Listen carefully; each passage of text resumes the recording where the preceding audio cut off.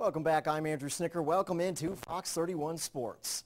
Well, it's funny how pressure makes a difference in some sporting events. Some thrive while others collapse. Well, that brings us to the Quad A Region 1 Basketball Championship. And tonight, Monroe, the favorites, looking to thrive under the pressures of, well, you guessed it, a championship. And beat rival Westover for the fourth time this season. And, well, in this one, it was all going to come down to the number 1 seed versus the number 2 seed over at Monroe High School. And this one was jam-packed from the beginning, ladies and gentlemen. The second quarter, Westover leading 15-12. Monroe's Hakeem Porter doing the dirty work inside for 2 points, 15-14. After that, it was the TJ Cromer show. The Westover guard coming to play tonight, open for the three-pointer, knocks it in. 7-0 run for Westover. They're up 22-14, but still working at it. Cromer dishing to James Cuts under the basket, the lay-in and the foul. 25-17 Westover on top, and back to Cromer now. He can hit threes if you leave him open. Another three-pointer. 29-17 Westover leading late in the second quarter, pumped up, but of course it's a close one at the end. The Westover Patriots, though, will be the number 1 seed. Just going final moments ago, they beat Monroe in the Region 1 championship. Final score 67-65. Well, in the Quad A Girls Championship, it was a split season series between Monroe and Dougherty High. One team, though, would uneven the score tonight. Coming in as the 1 seed, the Lady Tornadoes, holding the home court advantage over those Lady Trojans. And in the third quarter of this one, Monroe leading 46-43, and the youngster Jamaica Marine showing up for those Lady Tornadoes. I think she's a freshman there. She's going for the three no matter what. 49-43 Monroe on top. Now more from the third, more from Marine. Driving baseline, going hard at it. 51-43 Lady Tornadoes. Now Dougherty needing to regroup going into that fourth quarter. Takia Davis helping out, launching this long three-pointer. Lady Trojans still trailing by 8, though, with about 4 minutes left in this game. Every time, though, Monroe had the answer. Marine again with her own answer. That drive shows up as points, and the Monroe Lady Tornadoes showing up, earning the number 1 seed with a 60-51 victory over the Dougherty Lady Trojans. Well, back to the boys' game now. The boys' third-place game, Tift County and Albany High playing for a higher seed. Both teams will play on the road, though, no matter what, as the 3 and 4 seed going into action today at Monroe High School. It was 25-21 Tift County at the half. The Cougars finding offense in the third quarter, though, after a slow first half. Javoris Cooks to Carrion Harris. Count that one, 27-21, plus count the foul there. Tift County leading. Now Condell Woodson from the corner. Give Woodson all 3 of those points as well. 34-28 Cougars deep in the third quarter. Albany in a holding pattern, down by 6. Needing to run. Emmanuel Bird, just the man to do it.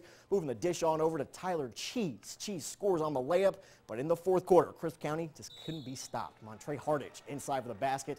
And we'll call that an intentional foul. Cougars playing with a purpose tonight. They win 57-46 and are heading to Atlanta for the state playoffs. Making the state playoff with a young team, only 1 starter coming back from last year, we'll take it. At least we got 1 more week, and those seniors, they got 1 more week.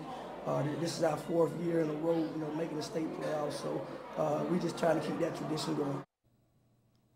So to cap off the Quad A tournament, Americus Sumter defeats the Cairo Syrup Maids 41-34. Americus will be the 3 seed out of Quad A Region 1. And in 6A tonight, the Tift County Blue Devils taking the court for the Region 1 number 1 seeds. The Lady Blue Devils taking care of business in Valdosta 57-50. As for the boys, they also clinched the number 1 seed. Final score 88-72.